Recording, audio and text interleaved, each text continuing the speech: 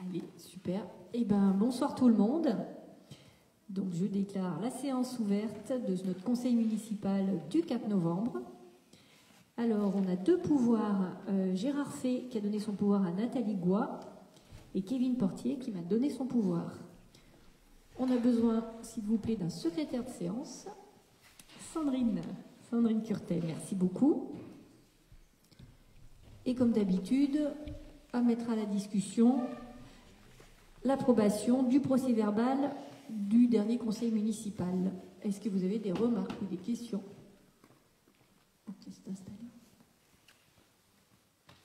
Non? Ok, alors je le mets au vote. Y a-t-il des abstentions? Non. Des contre? Non. Eh bien, le procès-verbal est donc approuvé par le conseil municipal. Alors, à l'ordre du jour ce soir, on a pas mal de points qui concernent l'éducation jeunesse, donc avec Stéphane Couder et Sandrine Curtet qui sont rapporteurs, notamment de l'actualisation des tarifs de la pause méridienne, repas du restaurant scolaire et accueil périscolaire pour 2024 et 2025. Un point sur la convention de participation financière aux frais de fonctionnement pour les enfants de Noyaret, scolarisés dans une classe UUEA au sein de la commune de Moiran. Et enfin, l'attribution d'une subvention exceptionnelle pour l'APJNV. Nous aurons ensuite deux points qui concernent les finances publiques. Nathalie, rapporteure, nous parlera d'une décision modificative numéro 2 au budget communal, une ouverture de crédit. Et enfin, Alfio nous parlera d'une cession de biens mobiliers, la vente du camion Ben. Nous avons deux points qui concernent l'urbanisme et l'environnement. Nathalie nous parlera donc d'une autorisation donnée au maire pour déposer une demande de déclaration préalable de division parcellaire pour acquérir l'angle de la parcelle cadastrée AB52 au carrefour entre la rue du 8 mai et l'avenue Saint-Jean, tu nous en parleras. Et ensuite, le rapport annuel 2023 de l'élu mandataire au sein de la SPL Isère Aménagement. Et enfin, nous terminons avec les ressources humaines, Christine, qui nous parlera d'une création d'emplois non permanents pour faire face à un besoin lié à un accroissement temporaire d'activité. Et voilà. Alors, on va commencer. Est-ce que tu as un micro? Oui. Avec Stéphane, qui nous explique un peu l'actualisation des tarifs de la pause méridienne. Je ne sais pas si on a préparé un... Non. Ok, j'y vais. Si tu veux. Non, laisse tomber. On va faire sans, je laisse sur mon téléphone. Bon, alors, je vais commencer par vous résumer l'histoire des tarifs. Donc, en gros, on a décidé de mettre en place ce qu'on appelle la cantine à 1 euro. Alors, je ne sais pas dans quel sens je le fais. Je vous lis la délib, bruyamment, et puis après je vous explique tout ça, si ça convient. Donc je rappelle que le conseil municipal a délibéré le 27 mai 2024 pour fixer les tarifs des accueils périscolaires et des repas du restaurant scolaire pour l'année 2024-2025. Donc j'indique que la commune a engagé des démarches pour candidater au dispositif qu'on appelle la cantine à 1 euro. Il s'agit d'une aide de l'État visant à la mise en place d'une tarification sociale des cantines scolaires et au soutien du respect des engagements de la loi Egalim. Donc pour ça, la tarification de la pause méridienne a donc été revue pour dissocier le montant du repas de celui de l'accueil périscolaire dans le tarif global de la pause méridienne. Et en mettant en place une plus grande progressivité dans les tarifs, avec pour les familles ayant un quotient familial inférieur ou égal à 1000, une tarification du repas du midi inférieure ou égale à 1 euro. Donc on souligne que l'obtention de cette subvention et la recherche d'une subvention complémentaire lait fruits à l'école auprès de l'Union européenne permet à la fois une progressivité plus importante dans la tarification et une baisse globale des tarifs pour toutes les familles, quels que soient leurs quotients familiaux. Alors, je ne sais pas si je vais vous lire les tarifs, mais en gros, ce qu'il faut retenir, c'est qu'il y a une baisse pour tous les coefficients familiales. Donc, on avait déjà une grille qui était très sociale, qu'on avait réorganisée, et on est parti dans la même chose, c'est-à-dire qu'on a candidaté donc à ce dispositif qui nous permet de rentrer un petit peu de subvention, et cette subvention, on a fait le choix de la redistribuer à toutes les familles. Voilà, ce qui fait que ça fait une baisse de plus de 60 centimes par repas et par enfant, alors que dans le même temps, beaucoup de collectivités collectivités augmentent les tarifs parce qu'on a plutôt des coûts de fonctionnement qui ont tendance à augmenter et on a un prix du prestataire qui augmente aussi. Donc voilà, donc c'est une baisse de tarifs. Donc où avant on avait un tarif qui allait de 1,90 € à 6,90 €, maintenant on commence à 1,35 € et on va à 6,35 €. On rappelle que le coefficient familial donc, qui est pris en compte sera celui qui est adressé par la caisse d'allocation familiale ou fourni par mon compte partenaire CAF ou par la MSA en août 2024. Et donc les personnes qui ne possèdent pas de quotient familial devront présenter l'avis d'imposition 2024 donc sur le revenu 2023, c'est du standard. Sans justificatif, donc les accueils du périscolaire seront facturés au tarif le plus élevé. Pour les enfants qui bénéficient d'un PAI, donc ce qu'on appelle le projet d'accueil individualisé, donc c'est des enfants qui apportent leur panier repas. Donc le coût sera basé sur le tarif global de la pause méridienne en fonction du QF, moins le coût d'achat d'un repas, c'est-à-dire 3,27 €. Donc là aussi, on a une grille de tarifs qui en découle, avec pareil une baisse plus que significative, parce que du coup, il y a plein de quotients familiaux qui auront des coûts de 0 €. Donc c'était ce qui était voulu rechercher. On rappelle que le personnel communal et les enseignants peuvent accéder à ces repas, donc ils sont autorisés à commander des repas au prix unitaire de 3,80 € TTC. Et le règlement intérieur du service périscolaire reste quant à lui inchangé par rapport à celui annexé dans la délibération 2024-026 du 27 mai 2024. Donc je propose au conseil municipal de donner son accord pour finaliser les subventions indiquées ci-dessous. Voilà, et donner son accord pour la nouvelle grille tarif périscolaire. Donc voilà, donc ça a été un peu bricolé dans tous les sens, ce que je viens de vous raconter. Je ne sais pas s'il y a des questions. L'idée principale, c'est qu'on a 2 subventions nouvelles qui nous permettent de rentrer de l'argent et que cet argent, on leur distribue aux familles de manière équitable sur toutes les tranches, des plus petits aux plus hauts coef. Et oui, pardon. Et oui, le point important, c'est que l'accord, les nouveaux tarifs seront applicables à partir du 1er janvier 2025. Excusez-moi pour ce petit, mais c'est peut-être toi qui veux le dire ça. Bravo. Voilà. Donc, en gros, je réponds à toutes vos questions sur ces tarifications, s'il y a des questions. Non. Bon. Désolé pour ce brouillon. Non, tu n'étais pas brouillon du tout. Tu es très clair. On a bien compris que les parents étaient bien gagnants dans l'histoire. Alors, il est donc proposé au conseil municipal de donner son accord aux demandes de subventions indiquées ci-dessus, donc de confirmer le respect par la commune des engagements de la loi Egalim, et donc donner l'accord au tarif périscolaire. Donc, il n'y a pas de questions à te demander. Donc, je mets ce rapport au vote. Qui ne prend pas part au vote? Personne. Qui s'abstient? Non, j'ai déjà dit ça. Qui est contre? Personne. Eh bien, le conseil municipal donne son accord et les nouveaux tarifs pourront donc être appliqués à partir du 1er janvier. C'est toi, Sandrine, ensuite, qui nous parle de la convention de participation financière aux frais de fonctionnement pour les enfants de Noyaret qui sont scolarisés à Moran. Bonjour tout le monde. Donc, vu le Code de l'éducation et notamment son article L212-8, la commune de Noyaret est sollicitée par la commune de Moran pour participer aux frais de fonctionnement des classes UEEA, Unité d'enseignement élémentaire autisme, dans lesquelles les enfants de Noyaret sont inscrits. Les classes UEEA sont des unités scolarisant 10 élèves. Les élèves scolarisés sont ceux de la classe d'âge de l'école élémentaire. L'UEEA constitue une modalité de scolarisation d'élèves d'âge de l'école élémentaire avec troubles du spectre de l'autisme, TSA. L'UEEA est implantée en milieu scolaire ordinaire.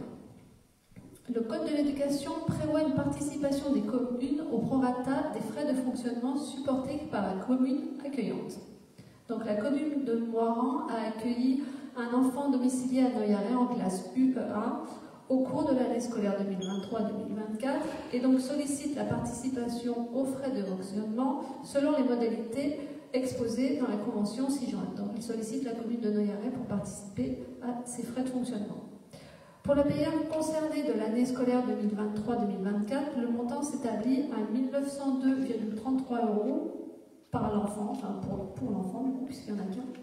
Il est ainsi proposé au conseil municipal d'autoriser Madame le maire à signer cette convention de participation financière avec les communes de Moiran. Et donc la convention est annexée à la délibération. Voilà. Merci. Est-ce qu'il y a des questions? Non. Donc, qui ne prend pas part au vote? Personne. Qui s'abstient? Personne. Qui est contre? Personne. Eh bien, le conseil municipal donne son accord et m'autorise à signer cette convention. Le point suivant, Stéphane, tu nous parles d'une attribution d'une subvention exceptionnelle à l'APGNB. Oui, donc j'informe que l'APGNB, qui est l'Association pour les jeunes de Noyaret et Lorraine-Rose, a formulé une demande de subvention exceptionnelle pour faire face à des dépenses imprévues sur 2024.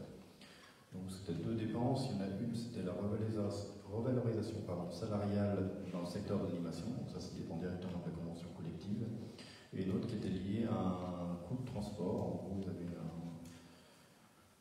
une convention avec le village d'amitié qui leur prêtait un véhicule, et il y a un véhicule qui a été accidenté, donc ils se sont retrouvés à devoir trouver un véhicule, louer un véhicule au dernier moment, donc ça coûtait un peu plus cher que prévu. Donc après des échanges avec le bureau de l'association, il a été ainsi convenu d'une subvention exceptionnelle de 4 000 €. Donc je propose ainsi de soutenir cette association en lui versant cette subvention exceptionnelle de 4 000 €. Voilà ce que je peux vous raconter sur ce sujet. Merci. Est-ce qu'il y a des questions? Pas de questions. Alors on vote. Qui ne prend pas part au vote? Personne. Qui s'abstient? Personne. Qui est contre? Personne non plus. Eh bien, l'accord est donné pour le versement de cette subvention exceptionnelle. Nathalie, on continue avec la décision modificative numéro 2 du budget communal 2024 et l'ouverture de crédit. Et le micro arrive.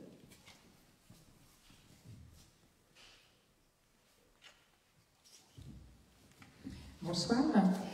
Donc, la collectivité et le PFL du Dauphiné ont établi un plan pluriannuel de sortie de portage pour les dossiers échus sur la commune. Les restes à charge pour la collectivité ont été prévus chaque année en section d'investissement. Or, le service de gestion comptable de Fontaine a confirmé que pour les biens dont le portage est échu et qui ont été cédés directement à un tiers par le PFL, le reste à charge doit être imputé en section de fonctionnement. Pour 2024, cela concerne la sortie de portage du bien au 26 rue du Maupas, soit un reste à charge de 33 191 €. Il convient aussi de régulariser les restes à charge des 2 appartements à l'immeuble Saint-Jean, dont la fin du portage a été actée en 2023 pour un montant de 47 113,40 € pour les 2 biens. Par conséquent, l'article 65 888 autres charges diverses de gestion courante autres au chapitre 65 autres charges de gestion courante est abondé des crédits supplémentaires à hauteur de 80 504,40 €. Cette dépense vient s'équilibrer en fonctionnement par les recettes supplémentaires suivantes constatées sur 2024 au chapitre 74 dotation et participation. Donc 74 718 plus 35 000 pour les recettes fiscales supérieures aux prévisions, 74 78 plus 45 504,40 € correspondant à des recettes supplémentaires diverses, notamment des subventions de la CAF. Ces recettes supplémentaires en fonctionnement permettent ainsi de maintenir la prévision d'excédent de fonctionnement au niveau fixé dans le budget primitif 2024. Il est ainsi proposé au conseil municipal les ouvertures de crédit dont je viens de parler. Merci. Y a-t-il des questions?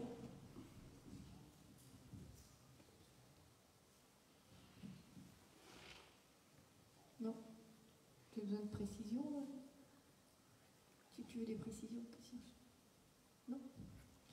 Alors, je mets ce rapport au vote. Qui ne prend pas part au vote? Personne. Qui s'abstient? Personne. Qui est contre? Personne non plus. Eh bien, l'accord est donné pour les ouvertures de crédit ci-dessus. La suivante, c'est Alfio qui va nous parler de la cession de biens immobiliers, la vente du camion-ben Mitsubishi Fuso. Bonsoir. Du coup, nous allons délibérer sur ce camion-ben qui vient en fin de vie Et notamment, nous devons délibérer parce que le montant va dépasser 4 600 €. Donc la commune de Noiré souhaite procéder à la vente du camion Ben Fuso, utilisé par les agents des services techniques, mis en circulation en 2011 et acquis par la commune en 2016. Cette démarche participe au développement durable et à la bonne gestion du patrimoine et des finances communaux. Elle s'inscrit dans le respect de la future zone à faible émission de la métropole Grenoble-Alpes.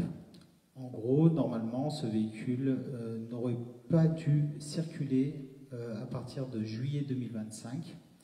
C'est un critère 2.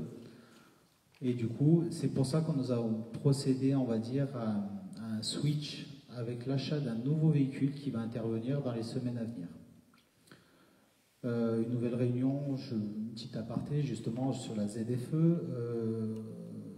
La métropole a vu que malheureusement l'offre au niveau des camions VUL et PL était très compliquée et on n'arrivait, le constructeur n'arrivait pas, on va dire, à procurer des critères 1 suffisamment pour justement des camions BN et autres types de véhicules. Du coup, la métropole a décalé justement cette on va dire, début de réglementation critère 2 à juillet 2028 pour les ZFE professionnels. Du coup, pour remplacer ce camion, on a signé un bon de commande en avril 2024. Le nouveau camion est un camion Piaggio tout neuf qui est essence et GNV en critère 1. Du coup, il sera compatible ZFE et il remplacera le camion Mitsubishi. Du coup, considérant l'offre d'intention effectuée par Albert Haas négociant au prix de reprise du camion à hauteur de 5 500 €, on propose la vente du coup de ce véhicule à cet acquéreur. Il faut savoir quand même que, juste à titre d'information, ce camion Mitsubishi avait des coûts de fonctionnement énormes en termes de dépollution, en termes de brûlage, on va dire, des combustions, et qui à peu près nous coûtait environ entre 1 500 voire 2 000 € par an en entretien. Donc il était temps de le remplacer, et surtout aujourd'hui un véhicule de gasoil pour une commune comme la nôtre n'est pas utile, sachant que ces véhicules-là, pour brûler les suies et faire une bonne combustion, doit au moins rouler 1 heure pour que son échappement monte à plus de 600 degrés. Bon, c'est un peu une partie technique, mais bon, il fallait la dire. Voilà. Donc, si vous avez des questions.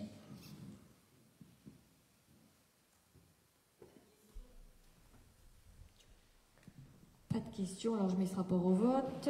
Qui ne prend pas part au vote? Personne. Qui s'abstient? Personne. Et qui est contre? Personne non plus. Eh bien, nous avons donc l'accord pour la vente de ce véhicule. Nathalie, on te repasse la parole sur l'autorisation pour déposer une demande de déclaration préalable de la division parcellaire pour acquérir l'angle de la parcelle cadastrée. Ouais, tu vas en parler. Donc, la commune souhaite réaliser une division parcellaire en vue d'acquérir l'angle de la parcelle cadastrée AB52 au carrefour entre la rue du 8 mai et l'avenue Saint-Jean, dans l'objectif d'améliorer la visibilité de ce carrefour, avec l'accord amiable du propriétaire actuel, M. Peter Wendling.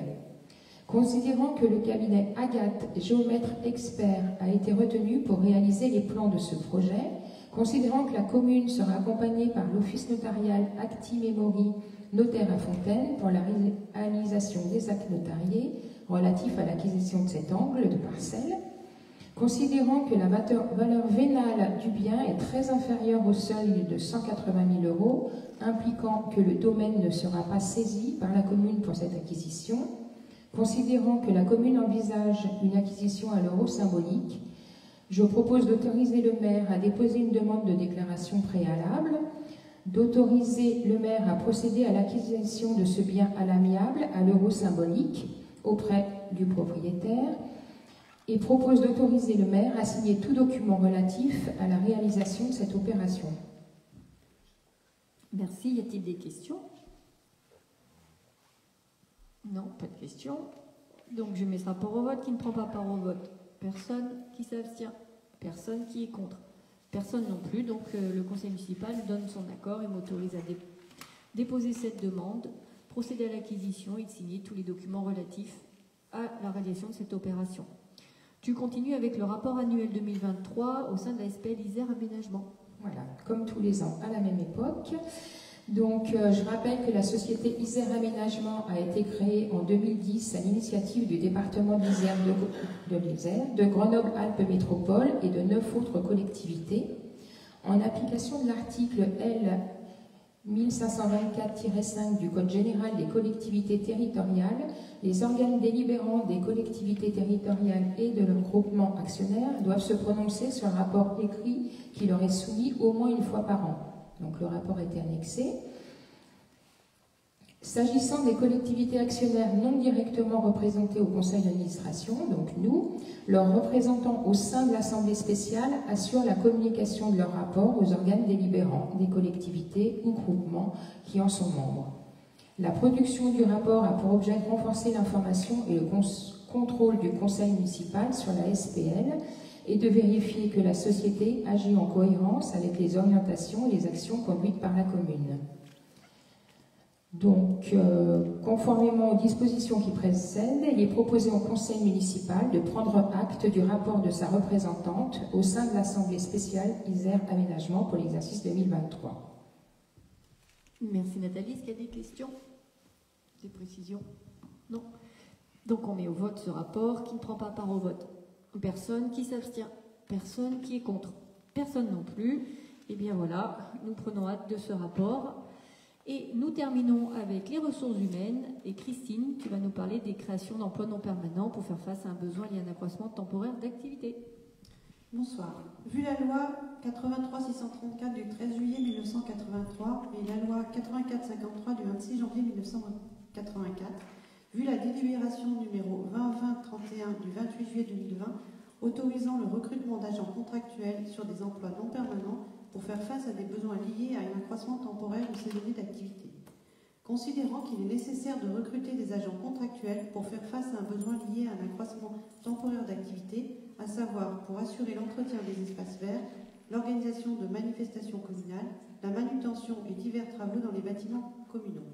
Je propose au Conseil municipal la création, à compter du 1er janvier 2025, de 2 emplois non permanents pour faire face à un besoin lié à un accroissement temporaire d'activité dans le grade d'adjoint technique relevant de la catégorie hiérarchique C à temps complet. Ces emplois non permanents seront occupés par des agents contractuels recrutés par voie de contrat à durée déterminée pour une durée allant sur 12 mois maximum pendant une même période de 18 mois, du 1er janvier 2025 au 30 juin 2026 inclus. Il ou elle devra justifier d'une expérience soit dans l'entretien des espaces verts, soit dans l'entretien des bâtiments, peinture, plomberie, électricité, manutention. La rémunération de l'agent sera calculée par référence à l'indice brut 367 du grade de recrutement. Les crédits correspondants sont inscrits au budget communal, chapitre 12. Merci Christine. Est-ce qu'il y a des questions, des remarques, des précisions? Non. Alors, je mets ce rapport au vote. Qui ne prend pas part au vote? Personne. Qui s'abstient? Personne non plus. Et qui est contre? Personne. Et tant mieux. Nous avons donc donné notre accord. J'ai pas de décision administrative. Et voilà. Donc, petit temps pour les questions diverses. S'il y a des remarques ou des quoi que ce soit. Non, pas de questions diverses. Notre équipe d'animation, un petit point sur les animations. Bientôt Noël. Marché de Noël. Marché de Noël. Les Charpichons.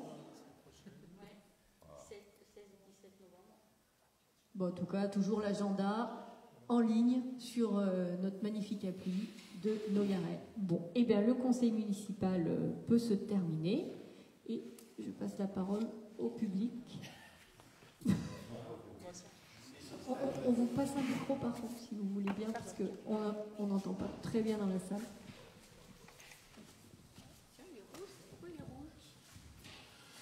Oui, je voulais savoir, le parc à côté de la poste, l'ancienne poste, va-t-il toujours être un parc ou il va être supprimé?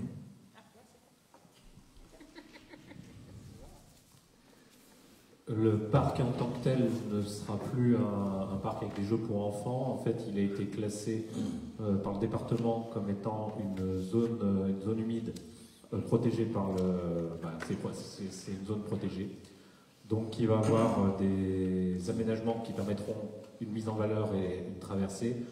Par contre, il n'y aura plus de parc urbain dans le sens jeu pour enfants.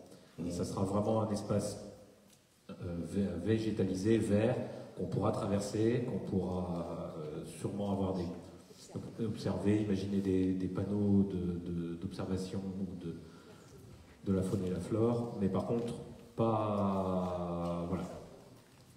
Oui, il y a des arbres remarquables, il y a une mare, et en fait les zones humides, depuis quelques années, sont référencées par le département et mises en protection, parce que c'est des réservoirs de biodiversité classés. Une très bonne chose, parce que bon, c'est vrai que ça fait des années que ce parc est une petite piscine. J'ai jamais compris pourquoi on a fait un parc à cet endroit-là. On avait peut-être de l'argent à placer. Mais j'ai vu qu'il reste du mobilier urbain. Oui, c'est prévu de retirer, c'est-à-dire le gravier va être retiré, les bambous vont être réarrachés sur ce qui a repoussé et ce qui n'avait pas été fini. Et donc, a priori, et les quelques bancs vont être retirés. Donc normalement, il n'y aura plus de mobilier urbain. En mobilier urbain, je voulais savoir s'il restait des bancs. Parce que bon, à l'heure actuelle, bon, là c'est fini. Mais au cimetière, il y a des personnes âgées, des fois, qui aimeraient poser leur cul 30 secondes. Et dans quelques cimetières, il y a des bancs, mais il n'y a aucun banc. Ben ça, c'est une demande qu'on peut clairement, à mon avis, prendre. Hein. Ce genre de besoin, il ne faut pas hésiter à contacter l'accueil de la mairie pour faire remonter. Donc on note ce besoin. D'accord. J'avais que ça à dire. Mais par contre, voilà, pour le parc proprement dit, donc c'est un projet au long cours. Hein. Donc des investissements d'entretien vont être faits à court terme dès le début de l'année prochaine. Par contre, le projet final a été pris par les organismes du département, donc c'est un projet sur plusieurs années. Mais bon, ce parc, ça fait des années et beaucoup de gens se posaient des questions pourquoi on avait mis un parc dans un endroit aussi souvent inondé. Et pour votre information, ce terrain n'est pas communal, il est métropolitain. Oui, mais on a quand même payé pour mettre tous les jeux. Je ne sais pas qui est payé. L'investissement d'argent qui est foutu en l'air, c'est dommage. Voilà. C'était la commune à l'époque. Mais effectivement, je suis d'accord avec vous, c'était pas forcément une bonne idée. Donc là, l'air du temps, c'est pas aller contre la nature en essayant d'assécher quelque chose qui est inasséchable. C'est au contraire remettre la nature et préserver au bon endroit, la mettre en valeur pour que les habitants puissent en profiter et faire les choses dans le bon ordre. Tout à fait. Hey Johan, sécher quelque chose qui est inassistable. Waouh. Respect. Merci. Bien. Et ben voilà, quartier Guillaume. Bonne soirée.